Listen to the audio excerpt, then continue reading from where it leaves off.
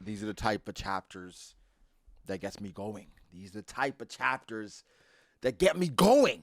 It'd be a bit too much to say that this is the best chapter of the God Valley flashback, but it was a heavy one. And what I love about it, it was a heavy chapter without much being said. But that's not me. I got a lot to say, right? I'm not Garp. I have a lot to say. So tuck in, be prepared, and let's dissect this chapter or give our initial thoughts, because something that's evident is that, man, after sitting on a chapter for a day, sometimes things change completely, right? You're like, all right, wait, hold on. This doesn't bother me as much. Or all right, wait, hold on. I don't like this that much. So this is our initial thoughts and reactions. So let's not waste any more time. One Piece chapter 1166. How was it? I wasn't sure where Oda was going to go, what he was going to do with the chapter. Are we just going to go back to Elbaf? Are we going to see the ending of the chapter? There were hints. Of course, Rayleigh and Scott were running back. I thought it was just giving us indications of what could happen, because Oda's done this before. We got right to the end of the battle. It was a continuation. So the God Valley flashback is not quite over yet. This is the bow. This is Oda wrapping things up and giving us a conclusion that he thinks is fitting for a tragic situation, right? So we start with Roger and Garp. They're both knocked out. Rocks, the curse has been broken. So a few indicators. Roger and Garp, they used everything they had. They were knocked out. Now this led to the breaking of the curse. So the curse can be broken. Domi Reversi is not something that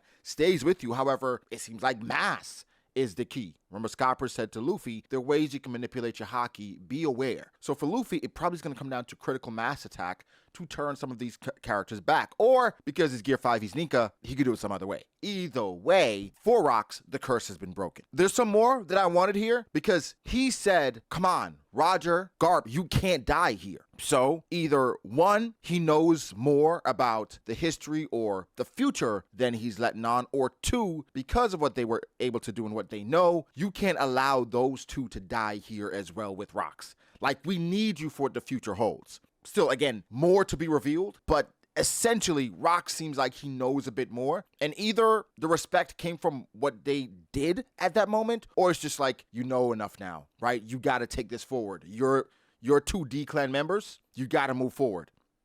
Either way, Rocks did not want them to die. Rox's death was largely unceremonious. It wasn't grandiose. It wasn't particularly moving. It wasn't to the level of what I would expect a D-Clan member on Rox's scale to be. However, I think it's fitting considering what happens in the future to his name and his crew ultimately. There is something sad about the way Rox died considering how he lived, but that's okay. Everybody does not get a happy ending. That's not guaranteed. That's sometimes just not written in the cards. And for Rox, considering how he lived, it might be the best end for him because he accomplished his goal. Right? His goal wasn't some grandiose death or to have his name heard amongst the heavens. No, his goal coming to God Valley was to save his family. And in this chapter, it's confirmed Eris and Blackbeard, they are okay. I keep fighting with it because I'm like, what did I want? Why do I feel underwhelmed by his death? And it's bias. It's feeling. It's how much I enjoyed the characters, how much I vibe with the character, how much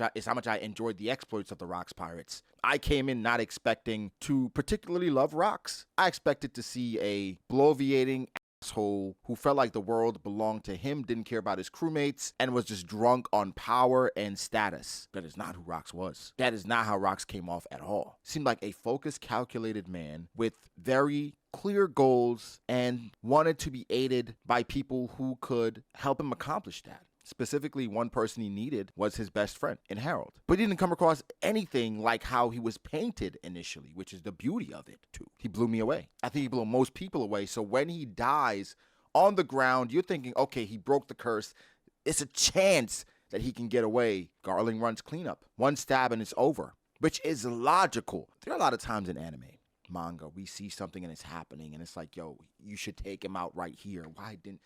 Okay, this is different. Garling did the most logical thing, but I can't help but feel like in Marineford, when Ace gets away, I'm like, okay, all right, man, we're going to get out of here. After all this, we're going to... We didn't.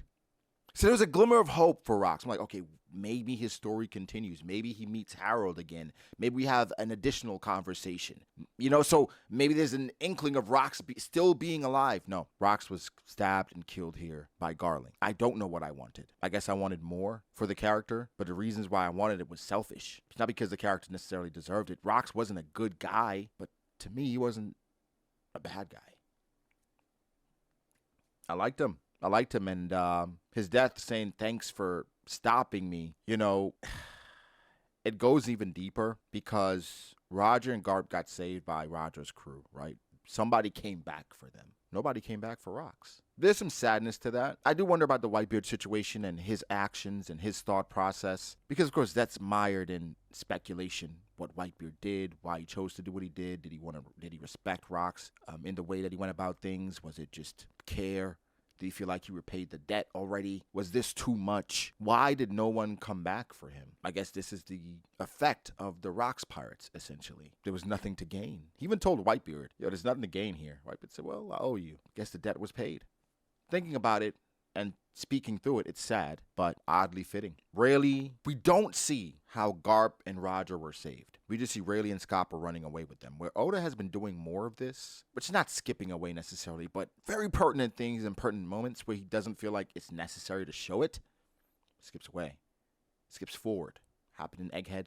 It's happening here, where we know what happened, because Scopper talks about fighting Summers, right? Rayleigh clearly gets away with Roger and Garp, and he says Rocks was killed. So they came to the scene. They saw the three of them there. Either way, they got away with Garp and Roger, which is big W's on their part, and they left Rocks. There's only two of them. We got to get out of here. Because Garp asked and Roger asked, where's Rocks? He was killed. Now, there's a part of me that does not want to believe this is the ending, because Oda did the thing where we don't see the body. We don't see the stabbing. We just see blood fly everywhere. And hey, man, I got to tell you, this is not the first time. This is not the first time Oda's done this, where somebody's not dead. We saw somebody got cut in half, damn near, and came back because he wasn't attached together properly. We saw somebody whose head was turned, and this guy did the wind-up of the century. Blood flies everywhere.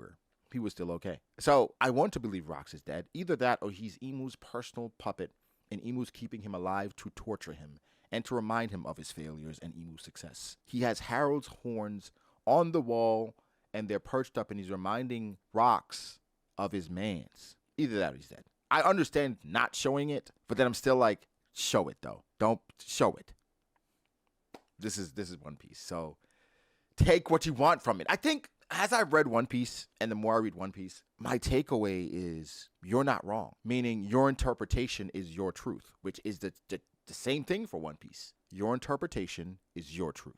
Now, the truth will never, ever be revealed because it's different perspectives. When somebody talks about Garland killing Rocks, they're not wrong. He did. That's his body. Is that all that happened? Rocks was at 1% on death's door, and you ran cleanup, but he killed him. That's the truth. Not the entire truth, but the truth. And so, the event of God Valley, I'm going to go back, read the entire thing, and come to my own conclusions. Because everything isn't spelled out, and I kind of prefer things that way. But there's some times where I'm like, just give me a bit more. And this chapter is an example of that, where there's several moments where I'm like, give me just a little more. But that leaves me yearning for the story and these interactions. This is the first time we've ever seen an island be completely destroyed from just battle. We've seen Lelouchia get eradicated. We've seen the island change as far as the surface or the climate altogether. But an island getting eradicated and collapsing in upon itself. I think even the ships being there, come on,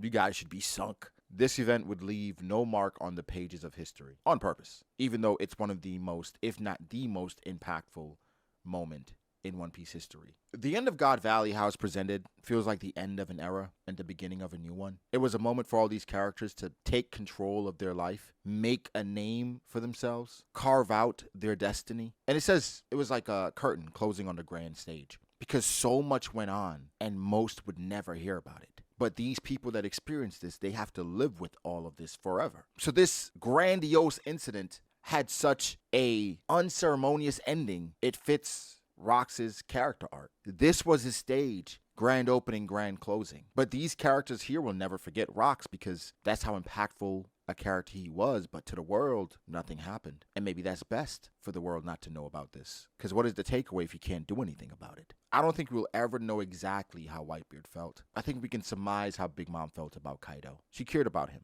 That's why she didn't take the fruit right then and there. Kaido came to his own conclusions. I think in the midst of God Valley and all that happened, all these characters, save for Shanks because he's a baby, they came to their own conclusions and went on to live their life. Kuma, Ivankov. It's a beautiful moment. It's just not wrapped up in the bow that we expected it to. And we can't forget about the ripples, right? The ripples are real for God Valley. Obviously with Shanks and even Blackbeard What does Eris go on to tell Blackbeard? Big Mom goes on to start her crew. Kaido goes on to start his crew. Whitebeard goes on to start his crew.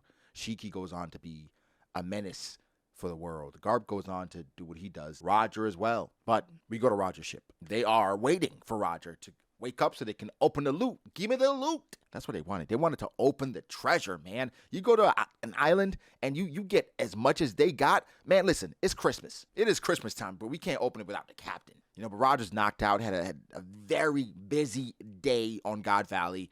Yo, captain, let's open the loot, man. They got their prize. Rayleigh got his prize in Shocky, and she couldn't be happier. Right? And Rayleigh, he has a smile on his face. More like a coy smile, like, I'm happy too. What did I get myself into? But he's happy, though. He's happy. In the midst of this, you hear crying, and of course, there's Shanks in a chest. I didn't think this moment was necessary to show, especially considering we know what happens. But Oda, I mean, there's bias there for Shanks, obviously, where it's just like, yo, this is this is how Shanks came about for the Roger Pirates. He was found in a chest, like I told you. See, I told you. Here's Shanks, my favorite character. After Luffy. I think Luffy's Oda's favorite character, but I think Oda said, if he'd be a character in a One Piece story, it'd be Shanks. Something to that effect. So yeah, we see how Shanks end up with the Roger Pirates. Of course now, the news article is falsified. Garp gets all the credit for wiping out the Rocks Pirates, and of course he is pissed. And he's mad at Morgans, but Morgans obviously is paid off by the world government and say, hey, this is what happened. Write this. It is interesting, though, that, again, Garp gets the credit for God Valley and being a hero of such, but they still manage to erase the name of Rocks. I think it's easier when that's not even his real name, but just to completely eradicate that name, you wonder if like other things are at play here, because they put it's in the newspaper. The Rocks Pirates got vanquished. The leader of the Rocks Pirates is Rocks D. Zebek. How do you forget that? How do you forget this moment? Especially even thinking of Garp, because they're tying Garp to this event. It is strange, but Garp is upset, and this leads to some very important and pertinent dialogue that I spent a lot of time with. Not because it was bad, not because it was good, but because it was important. The reason why I'm saying it was okay is because this is a moment where I wanted Oda to go deeper. This is a clashing of methods, not even ideals. Sengoku, he's talking to Garp and trying to break it down as to why he's going to do what he's doing, and bringing some realism to the world government, to Garp. Like, Garp, here's the real. You can't account for everybody's actions and motivations. Too many people. So if they strike me, say if the top brass ever strikes me as insane, I'm going to turn a blind eye to it. Sengoku's level or justice is reigning justice, meaning that he is for justice no matter what that looks like. He feels like the best way for the world to move forward is for justice to be upheld. Even with the top brass being what it is, this is best for the world. So I'm going to uphold that justice. It is a very narrow view, but it is a view that if you're joining an organization, you are supporting everything that they stand for because you fully believe in justice. Now, after he said that, Garp is like, what? Come again? What did you say? And then they start fighting, right? And Garp minimizes the entire statement because Garp is simple. He's a simple man. What I absolutely love about this is that Garp and Sengoku are essentially doing the same thing.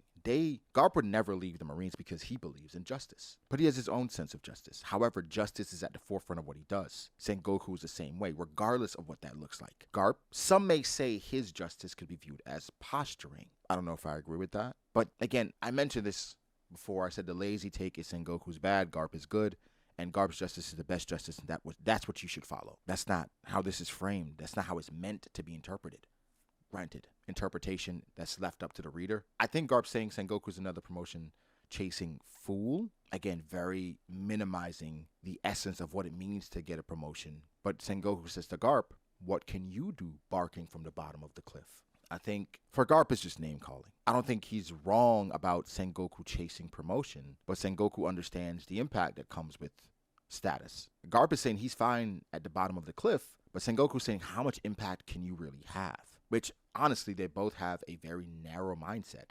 You know, the best plan of action would be, you guys work together. I'm at the top, you're at the bottom. How do we take care of the middle? Now, they do that already, but it's not through a set plan or them coming together to do this. It just happens and works out that way. Sengoku is largely going to be viewed as much worse than Garp. However, Garp is viewed as a good apple. But are there any good apples on a rotten tree? Yes, Garp is essential. but is Garp intentional? I would not tolerate Garp slander, but I will tolerate Garp accountability. Garp says to Sengoku, if you ever get corrupted, I'll kill you myself. And Sengoku says, well, that's what friends are for, which they're still friends to this day. Some may argue Sengoku's already corrupted because of how he's going about this. He's willing to turn a blind eye in the name of justice. It's hard to get behind, isn't it? Somebody that's willing to turn a blind eye to all the atrocities, even being the one spurring some. But I guess what's on the other side of it? If not Sengoku, then someone else. Again, in One Piece, there are certain characters that strike you as a certain type. I think a lot of times a question that people ask is, am I a good person? And they ask themselves that. Sometimes they say it out loud, ask other people, am I a good person? That's a loaded question, right? Am I a good person? Okay, you lie, but you pay your taxes. You have a religion that you believe in. You largely wait for the stop signs. You don't speed up at the yellow light, right? It's like, how do we break that down? I think when I see Garp and Sengoku, I see people willing to take things on the chin. Sengoku's willing to look the other way because he feels like he's helping more people by upholding justice. And Garp is the same way. However, there's one thing we still need from Garp: intentionality behind his actions. We know what Garp wants to do. We know what Garp wants to protect. It's just about how Garp. It's extremely vague. Sengoku said blatantly, if they do something, I'm going to turn a blind eye. Now, everything doesn't need to be spelled out, but this is a conversation I would have liked more of. Understanding not only their ideals, but the plan going forward. There's more that's going to come from these characters, but the plan going forward. The reason why I expect more intentionality from Garp, or at least seeing it, even though Garp is a man that's honorable and I trust him, even if I don't agree with all of Garp's actions, if there's a man in the Marines that I trust, it's Garp. Because what I do is I trust him to always do the right thing. Now, sometimes the right thing is going to be dependent on perspective, but for me, morally, I always expect Garp to do the right thing. For Sengoku, I expect him to do the right thing for the organization. But for Garp, I expect him to always lean on doing the right thing. Even if it's not lawfully the right thing, he's always going to do what most deem the right thing. That's why Garp is viewed better than Sengoku, even though they're both within a corrupt organization, even though Sengoku seemingly has more intentionality with his own organization, with Corazon, and even what Corazon was able to quell and stop in a force like Doflamingo. For Garp, the saving grace is Kobe. When a lot of people look at Garp's contributions, they're like, well, look at Garp and his influence in Sword. That is strictly made up of people who were inspired by the way Garp lived. But when I see Garp and his meeting with Aokiji or Kuzan being a diehard fan and Garp not being willing to train him, it's an effect of his life, not the intent of his life. The intent is to protect, right? The effect of the Marines around him, that's just what happened. There's definitely more intentionality with Kobe, which you can appreciate. But the impact of Kobe, that won't be felt for generations. Because even once Kobe is in place, all right, you know what?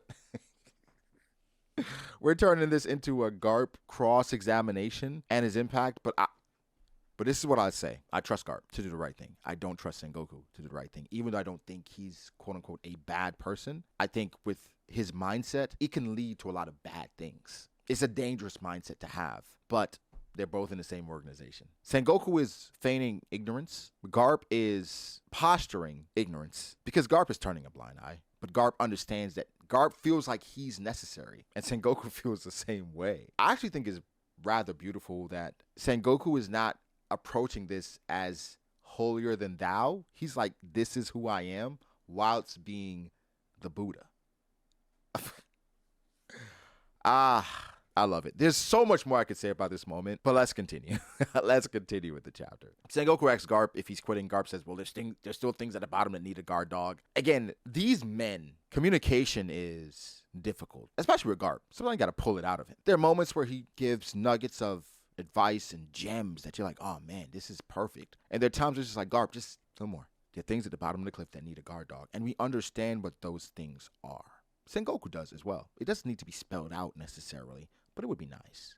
He wants to protect the civilians, the Marines, the rank and file. How? What is your line? Is there not a line? Because then if you're just protecting the rank and file and no matter what comes of what the higher ups do, you are here, it's beautiful. And again, I will not tolerate Garp slander. However, hold him accountable however you see fit. Do not slander him, though. I trust him. And obviously, the rest of the world and Sengoku does as well. Beautiful writing, if I'm being honest. I just want more dialogue, but I'm selfish. Now, from one heavy conversation to another heavy conversation. Rocks, Loki, Harold. Loki says to Rocks, I think you're Nika. I think you're the warrior of liberation that will destroy the world, while laughing. I'm like, whoa, that's not the story I heard. But then I think about it more and more, and just the conflict between the giants and humans and Harold's decisions. Bro, this is such a tumultuous relationship with giants and humans. But you got to think about it. The giants had a completely different takeaway about Nika than the humans did. For humans, Nika was the warrior of liberation who would come about and save the world. For the giants, Nika was a warrior of liberation that would come about and destroy the world. We got to think about what the devil fruits are, what Nika is in general, because Nika is just because people wished it. People wanted somebody to save them. The giants, Elbaf, Warland, that's always been their thing. They got stymied, right? They could not destroy the world the way they wanted to. They were trying to terrorize the world, but they were stopped by humans and the like. So for them, they started wishing on Nika, where a warrior that can help them destroy the world. Now, who's in the wrong here when it comes to humans and giants? Immediately, you're going to look at giants and be like, well, they're the aggressor. They're larger. Humans can't stop them. Of course, they're the ones who have been the aggressor throughout history. But I don't doubt that there's history of humans completely wiping out giants, eradicating these monsters that cannot be controlled. You're too big to exist, but they both wish for different things. Nika, who can destroy the world, Nika, who can save the world, which I think there will be two Nikas. A Nika for the giants, that's completely destructive, and a Nika for the humans, which Luffy is. That's who Luffy is. Rock says, yo, I'm not trying to destroy the world, kid. I want to be king of it. If anybody has that power, it's Harold, okay? And he's saying, yo, there's some giants out there, and they sleeping. The only person that can wake them up or put them back into the game is Harold. But I'm going to continue to rally all these rogues together. And listen, Rox is talking, and I'm like, yeah, J.J. McCarthy, 9 coming out. Some may get that reference. But I'm still like, okay, that I can't help it. In most situations, I'm always asking myself, okay, and then what? Right? You gather all these people, you take over the world. All right, and then what? But Rock's just so charismatic, man. Loki felt it too. Loki's like, oh my God, this guy's so freaking cool. It's so cool. And Rock's flat out says, yo, if me and your dad teamed up, like, who could stop us? But Loki's like, all right, then why haven't you guys teamed up? Rock said, love. Again, a statement that could mean so much. Because for Harold, love with Ida, that's a part of it. But love for his people, that's a part of it. But it's deeper, though. Surface, pride and love for his people and wanting to bring about change was paramount for Harold. They had several conversations. I wonder if Rox came to Harold with a plan on how he would help the Giants and their name and how they're viewed going forward. I'm sure that would have convinced Harold, because that's all he wanted. That's literally all he wanted, for his people to be viewed in a different light. But erasing hundreds of years of bad history, perceived bad history, and some actually being true, most being true, that's not going to come in 100 years. As much work as Harold put in, that's not how things work. You can't force people to view you differently. You have to let them view you differently, especially after they've been wronged. But think about the Giants that were done wrong, where they're like, we can't break bread with humans.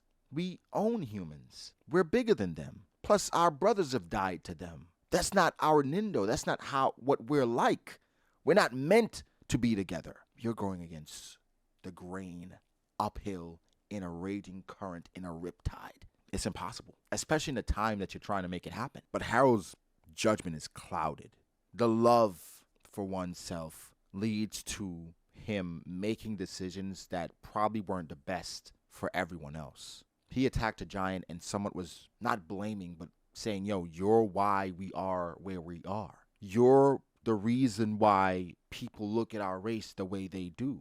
I'm like, Harold, this was you. You just happened to come across the perfect person to change you. This was you. This is Elbaf culture. This is giant nature. This is how they were raised. Everybody's not going to get it right away. Everybody's not going to follow you right away. Everybody's not going to understand right away. And for Harold, the guilt becomes so heavy because now your best friend died when he wanted your help. and needed your help. And you almost send him out to die. If you were there, Rox probably doesn't die. Because at least Rox would have a friend that's willing to come back for him. Right? I think there's so many messages within this story, this tragic story. And one question for everybody. Do you have somebody that's willing to come back for you? Rox didn't have that. And there are a lot of times when you take a route that's ambitious and downright against the grain, everybody doesn't see the vision. Everybody can't come with you. Some people would like for their life to be less extravagant, simple, mundane, safe. Everybody doesn't always share your vision. Everybody doesn't want to go through the struggles that you go through. But do you at least have someone that would come back for you? Harold was that person for Rox, and in his mind, he failed his friend. Now what, Harold? You're going to force how you feel upon every giant that you come across that don't agree with how you think? If you're still coming across giants that's doing this, how many giants do you think are still doing it that you're unaware of? Okay, joining the world government. That helps. That helps how giants are viewed. But Harold has no idea what he's up against, who he's up against. They don't view you as an equal. They view you as a threat that needs to be quelled and controlled. You're still a giant at the end of the day. That comes with perception and feelings that just doesn't get erased. Could humans and giants ever work together and be on the same page? Absolutely. But for the powers that be, never. The history is too deep. And Harold doesn't realize that, and he probably did once it was too late. Garp and Dragon. This is literally an interaction that I've been waiting for, wanting for a long time. A conversation. We got it. He says, Dad, I'm going to quit the Marines. Garp says, okay. I despise you. Okay. Drops the key. Y'all, I lost it. But then I understood it.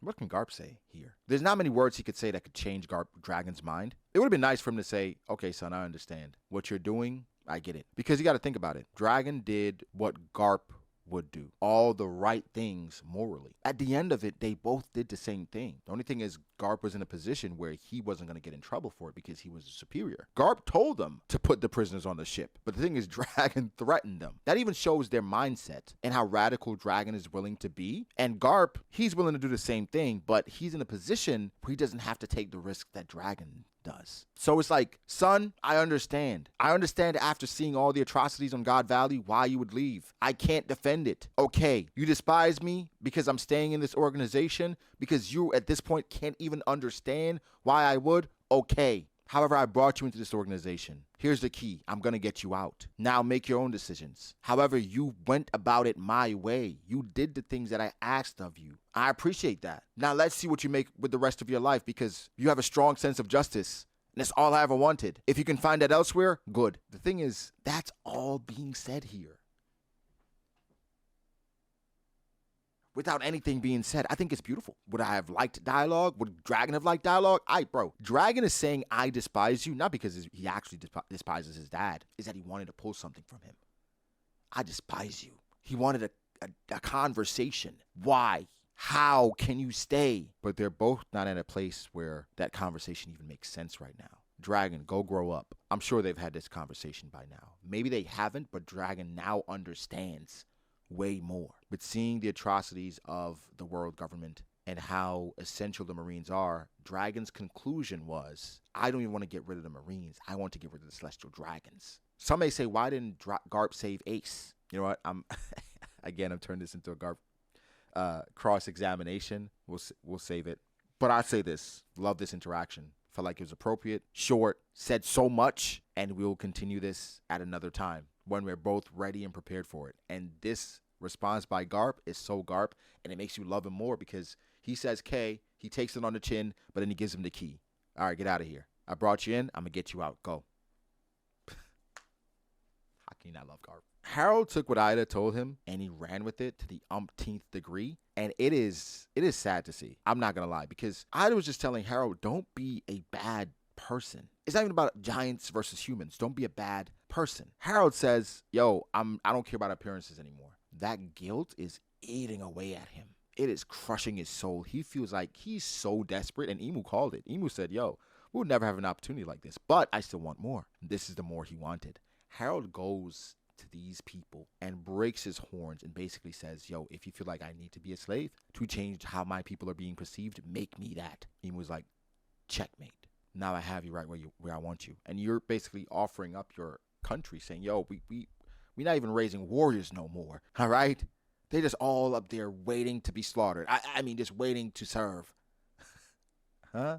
Harold is not a bad person. It's just he's naive, unaware of who he's up against. And you can't speedrun this. Even though for him it's been not a lifelong, but he's been doing it for a long time. This doesn't fix it. He has a commitment to peace, but they don't. You don't know what cards they have. You can't lay all of yours on the table, especially at the risk of your people. But Harold feels like because it's at the risk of his people, it will mean more. I didn't mean to do all this, Harold. You are basically putting the Giants on a platter for Emu and saying, take us.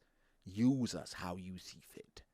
Emu's like, perfect. It's just to the point where it's like, Harold, everything is going to be restricted. Everything is going to be controlled. Even if Harold wants to bring his horse and ride it around Mary Joa, Emu going to say, all right, are the Giants around? Harold riding his horse? Emu going to be like, not around my he can't. Harold, man, such an unfortunate situation because he means well, just ill-advised. He needs a new brain trust. It is sad. It is really sad because we know things go awry, and that's why we can criticize Harold's decisions. But in the moment, he's probably thinking this is the best way. This is my last-ditch effort to change how my people are being perceived. But it's more so off of the guilt of rocks. Like, these people employed you to kill your best friend, and you're going back to them. Breaking your horns, unbended knee. Guys, this was a beautiful chapter. One of my favorite chapters of A God Valley. Maybe one of my favorite chapters of One Piece because of how much is said without things being said. How much you can take from it. And I've been telling you guys, One Piece is about interpretation. No right answer, no wrong answer. Just how you perceive it, your truth. And that rings true even throughout the story. How people feel, how people go about things, their truths. And they hang on to that until they're shown something different. Unbelievable chapter, beautiful chapter. I have more to say. I will talk about Garp's and Sengoku's relationship. I'll talk about the end of Rocks. Also confirmed Rocks has blue hair. I'm not sure what that means for Buggy, but Buggy's stocks are up, even without confirmation, because for me, that might be confirmation. Like the video, subscribe. Let me know how you feel below. I love it. Again, thank you so much. Thank you to my patrons. I appreciate you guys so much. This is not possible. This would not be possible without you. If you'd like to become a patron, link in the description down below. Whatever you can think of, we're watching it. We're talking about it down there. Thank you guys. And I'll catch you in the next one. Peace.